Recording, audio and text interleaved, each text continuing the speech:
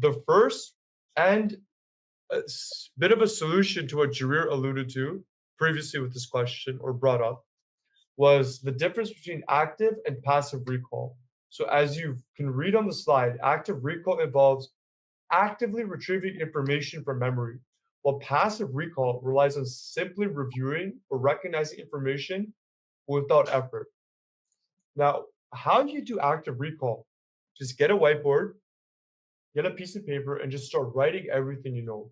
Or you could opt to sitting down with the study group, 1 to 4 people max, because larger study groups never work. And you always want to study with people who fill your weaknesses and explain concepts to each other. That'll help you better memorize and you just sitting there looking over the sheet and go like, yeah, yeah, okay.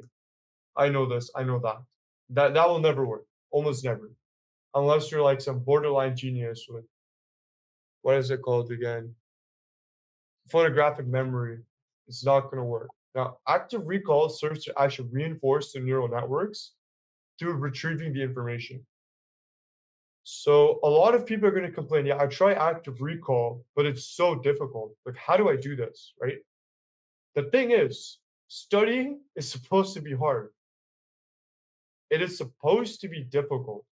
If it's not uncomfortable, then you're not actually learning because you need to strain your brain because your brain is a muscle. It's like going to the gym for you to Mm. retain the information or to retrieve it, encode it, consolidate it.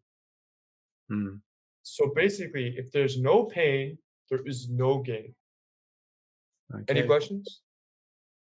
No, that reminds me sort of, I guess, the brain, the amount of energy it uses, it makes sense that to rewire it and to learn more to create new connections, it would also take even more energy. So that makes sense. Yeah, awesome. Thank you for that. Appreciate it. So now we're actually going to go through the concept of stress. There's 3 forms of stress. New stress, which is neutral stress. It's just your everyday stress of you sitting down or picking up a water bottle or the fan in your background. The other is de-stress, which is bad stress. This is the stress that's associated with negative outcomes. Now, stress in general, let's be honest, has a very negative connotation associated with it. That is something I vehemently oppose. Like, I disagree with that. Stress is generally a good thing. That is eustress, good stress. You want to Mhm. find the optimal range of stress that will allow you to feel slightly uncomfortable.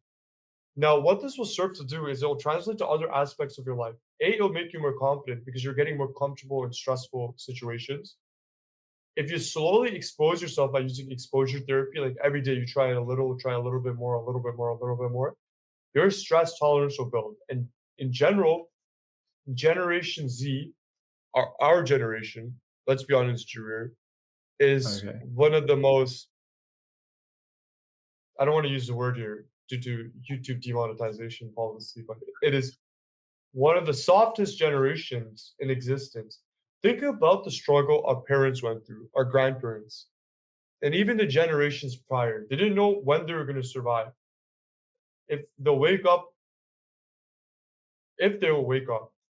But we take the comforts of modern society into such a luxury that it softens us. So even when we experience such a low amount of stress studying, we're like, yeah, I don't know, I'm so stressed right now. I don't want to work. Mm. Like, how many Okay. times have you heard that? Like, I heard that so many times in I heard a undergrad. lot.